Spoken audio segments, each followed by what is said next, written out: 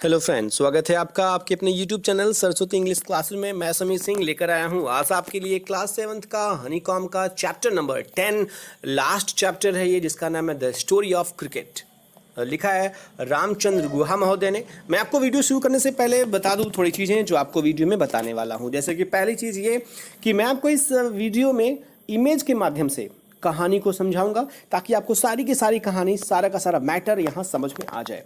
अलावा इसके जो बुक में आपके क्वेश्चंस हैं, उसका सलूशन मैं आपको इस वीडियो के अंत में दूंगा, ताकि आपको स्टोरी के साथ साथ सारा क्वेश्चन आंसर भी यही मिल जाए। तो आप आराम से बैठ जाइए, वीडियो को स्किप मत करिएगा, हटाइएगा नहीं, यहाँ वीडियो छोड़ करके भागिएगा नहीं, अंत तक वीडियो के बने रहिए ताकि आपको कहानी अच्छे से समझ में आ जाए। तो चलते हैं, वीडियो को शुरू करते हैं। सबसे पहले हम बात करते हैं राइटर महोदय के द्वारा। ये है महोदय रामचंद्र गुहा।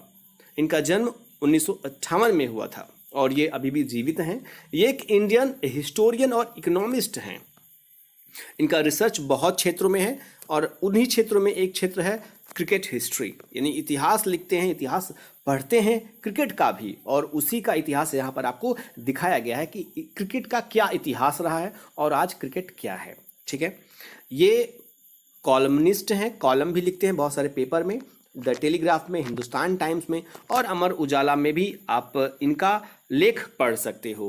पुरस्कार के बारे में बात करें, कौन कौन सा पुरस्कार पाए हैं, तो पद्म भूषण जो तीसरी सबसे ऊंची पुरस्कार मानी जाती है भारत में, थर्ड हाईएस्ट सिविलियन अवार्ड होता है पद्म भूषण, जो इनको 2009 में प्राप्त हुआ। साहित्य अकेडमी अवार्ड इनको मिला इनके लेख के द्वारा, एक पुस्तक के द्वारा जिसका नाम था इंडिया आफ्टर गांधी, यानी इंडिया आफ्टर गांधी जो इन्होंने लिखा बुक, उसके लिए इनको साहित्य अकेडमी अवार्ड, भारत में सबसे नंबर 1 पर होता है ज्ञानपीठ अवार्ड जो साहित्य में दी जाती है, और दूसरी होती है साहित्य अकेडमी अवार्ड जो इनको मिला 2011 में। एक और चीज़ आपको बताना चाहता हूँ, और वो ये कि जो आपका ये लेसन है ना, जो आप पढ़ने वाले हो स्टोरी ऑफ क्रिकेट, वो कहाँ से लिया गया है? वो लिया गया है a corner of a foreign field, the Indian history of British sport in 2002। ये एक बुक है जिसका एक भाग है जो आप पढ़ने वाले हो, द स्टोरी ऑफ क्रिकेट। तो चलते हैं, स्टोरी को शुरू करते हैं इमेज के माध्यम से। सारा इमेज जो है वो learnapt.com से लिया गया है, जिसका शुक्रगुजार हूँ मैं। चलता हूँ, स्टोरी शुरू करता हूँ मैं। यहाँ पर जो क्रिकेट है वो ऐसे बता रहा है मानो कि वो आदमी है। क्रिकेट कहता है मैं क्रिकेट हूँ, जैसे आपने टीवी में देखा होगा मैं काल हूँ, मैं समय हूँ। तो यहाँ पर क्रिकेट कहता है मैं क्रिकेट हूँ। आज आपको अपनी ओरिजिन, अपनी उत्पत्ति के बारे में बताऊंगा। तो क्रिकेट कहता है मैं आपको अपनी उत्पत्ति के बारे में बताऊंगा, और आज मैं कैसे दुनिया भर में सबसे ज़्यादा पसंद किया जाने वाला गेम बन चुका हूँ, खेल बन चुका हूँ, इसके बारे में भी आपको बताऊंगा। मैं यानी क्रिकेट उन खेलों में से एक है जो एक डंडे यानी बैट तथा एक गेंद से पिछले 5 सालों से इंग्लैंड में खेला जा रहा है। ठीक है, तो एक डंडे यानी एक बैट से और एक बॉल से पिछले 5 सालों से इंग्लैंड में खेला जा रहा था। यह अनोखे खेल के तौर पर इसका जो उत्पत्ति हुई, उदय हुआ, वो 17वीं शताब्दी में हुआ था।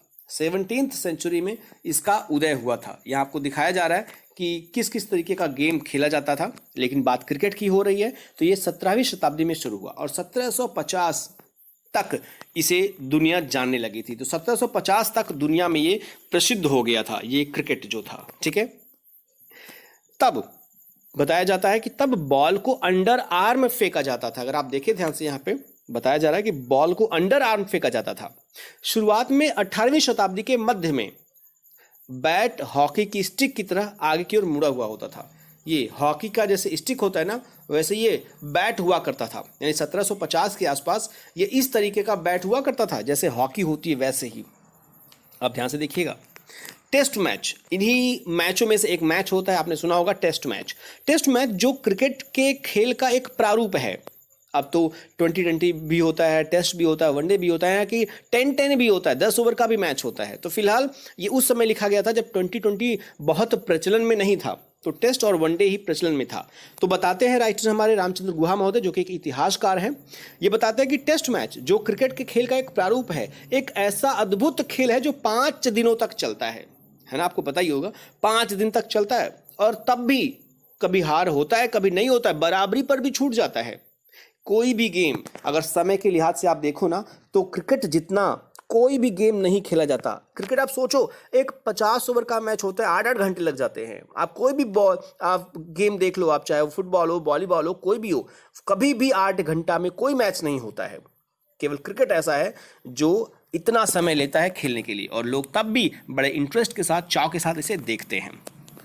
अगर हम क्रिकेट के कुछ रोचक पहलुओं के बारे में बात करें, इसके पिच के बारे में बात करें, बॉल के बारे में बात करें, तो आपको मिलेगा कि जो पिच की लंबाई होती है वो 22 गज होती है। कितनी गज? 22 गज होती है। पर खेल के मैदान का आकार जो होता है वो अनिश्चित होता है। कहीं ये वर्ताकार होता है, गोल एकदम होता है, कहीं ये अंडाकार की टाइप का होता है, इस तरीके का। तो जो पिच होते हैं वो अलग अलग तरीके के हो सकते हैं, अंडाकार, वृत्ताकार, दोनों तरीके के खेल के मैदान मौजूद हैं। 1744 ईस्वी के आसपास, 1744, आप सुनिएगा, 1744 ईस्वी के आसपास पहली बार क्रिकेट के नियम लिखे गए। यानी कि जो क्रिकेट का नियम था, लॉज ऑफ क्रिकेट, वो 1744 में लिखे गए। इस नियम के अनुसार अंपायर को सभी विवादों को सुलझाने का अधिकार दिया गया। यानी अंपायर ही होगा जो सारा का सारा विवाद जो मैच के दौरान होगा वो सुलझाएगा। नियम, अगर हम नियम की बात करें तो नियम में क्रिकेट की ऊंचाई जो होती है, विकेट की ऊंचाई, सॉरी, जो ये विकेट की ऊंचाई होती है वो 22 इंच होती है। कितनी होती है? 22 इंच ऊंची होती है। और इसके ऊपर जो बेल्स रखा जाता है, ये बेल्स है, आपको आप दिखेगा, ये डंडी, ये गुल्ली जो होती है, ये 6 इंच लंबा होता है जो रखा जा सकता है। गेंद का अगर भार हम देखें, अगर हम वेट देखें बॉल का, तो ये 5 या 6 ऑंस होता है। 5-6 ऑंस इसकी जो होती है वो वेट होती है। और अगर हम बात करें पिच की लंबाई की, तो पिच की जो लंबाई होती है यहाँ से यहाँ तक, वो होती है 22 यार्ड, ठीक है, 22 गज। अगर हम बात करें क्रिकेट क्लब की, कौन सा क्रिकेट क्लब सबसे पहले आया, जैसे अभी मुंबई क्रिकेट क्लब है, बहुत सारे क्रिकेट क्लब है, तो सबसे पहला जो क्रिकेट क्लब था वो था 1760 में। यहाँ लिखा भी मैंने है, 1760 में हैम्ब्लेडन में। आप अगर देखें यहाँ पे थोड़ा सा अगर बड़ा करूँ मैं, तो आपको यहाँ दिखेगा, ये है हैम्ब्लेडन में पहला क्रिकेट क्लब 1760 में जो था वो अस्तित्व में आया था। और LBW का पहला नियम 1744 ईस्वी में छपा। पहली बार 1744 ईस्वी में LBW के बारे में बात की गई कि LBW भी कोई चीज़ होती है। तथा लगभग इसी समय 1744 के आसपास में तीसरा विकेट शब्द प्रचलन में आया। थर्ड विकेट, ये जो 3-3 विकेट लगाए जाते हैं ना, वो 1744 के आसपास में ही आया। 3 विकेट लगाने का प्रचलन, हम आप 3 विकेट लगाते हैं दोनों छोर पर। 1780 ईस्वी में 3 दिवसीय मैच होते थे। यानी कि 1780 में अगर देखें हम तो 3 दिन का मैच होता था।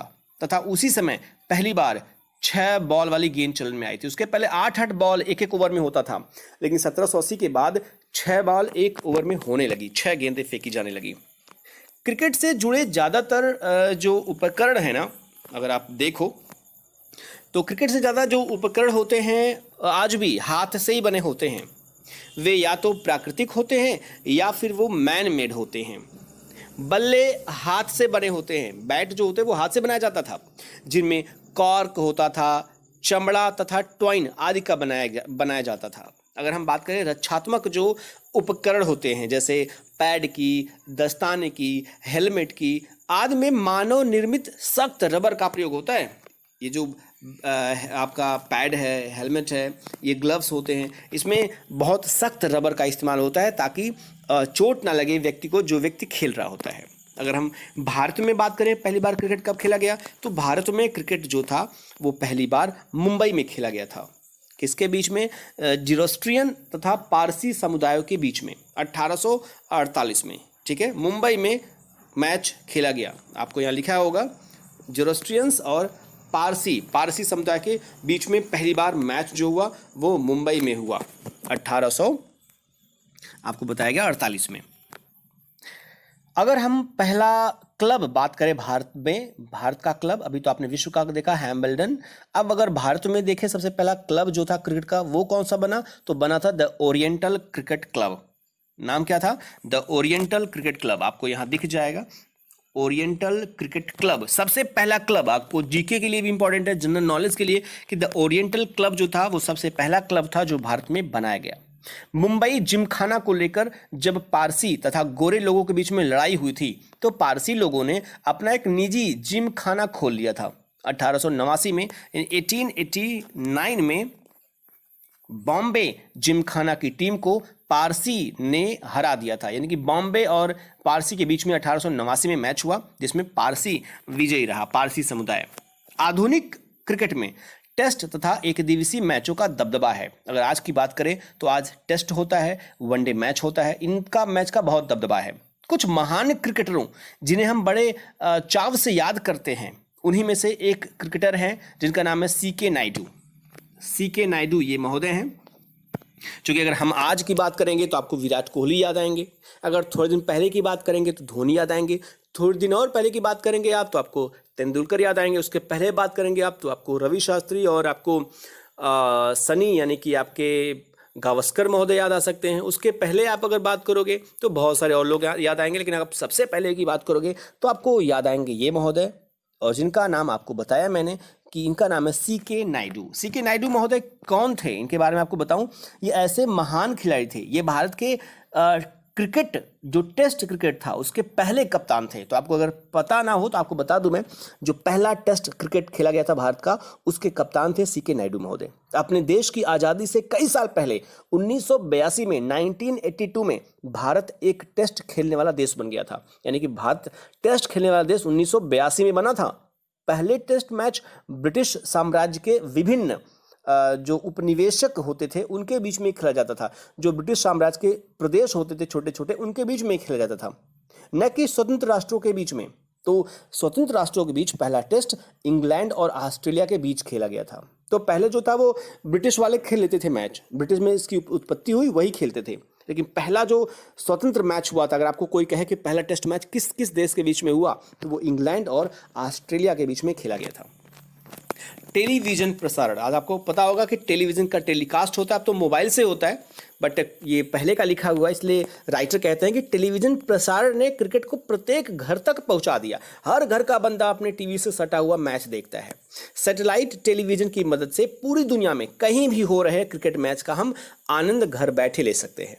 भारत दुनिया का सबसे बड़ा क्रिकेट का बाजार है, क्योंकि आपको पता होगा कि दुनिया का सबसे ज़्यादा पॉपुलेशन जो है वो इंडिया में है दूसरे नंबर पर, लेकिन चाइना क्रिकेट नहीं खेलता, इसलिए इंडिया जो है वो पहले स्थान पर पहुंच चुका है। दुनिया का सबसे बड़ा क्रिकेट का बाजार है इंडिया।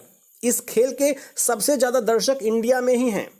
150 साल पहले हमारे जो पारसी पूर्वज थे ना, वो इस खेल को खेलने में बड़ा संघर्ष करते थे, वो बहुत संघर्ष से मैच जीतते थे। पर आज भारतीय क्रिकेट दुनिया भर में सबसे ज़्यादा धन पाने वाले और दुनिया भर में मशहूर होने वालों में से एक है। यानी कि आज हम बात करें तो दुनिया भर में सबसे ज़्यादा जो पैसे मिलते हैं वो इंडियन क्रिकेटर को मिलते हैं, और इंडियन क्रिकेटर जो है वो दुनिया भर में कहीं भी आप बात करो तो मशहूर हैं, चाहे वो धोनी हो चाहे वो सचिन हो। तो इस तरीके से बहुत सारे इंपॉर्टेंट यहाँ इन्फॉर्मेशन दी गई है आपको क्रिकेट से रिलेटेड। आशा आपको ये मैटर समझ में जरूर आया होगा। चलते हैं क्वेश्चन की तरफ, जो सोल्यूशन है बुक का। यहाँ देखें तो ये 143 पेज में 143 पेज में आपको मिलेगा क्वेश्चन नंबर 1 का आंसर, 2 का आंसर, 3 का आंसर। स्क्रीनशॉट ले लीजिएगा ताकि बाद में आप लिख सकें इसको।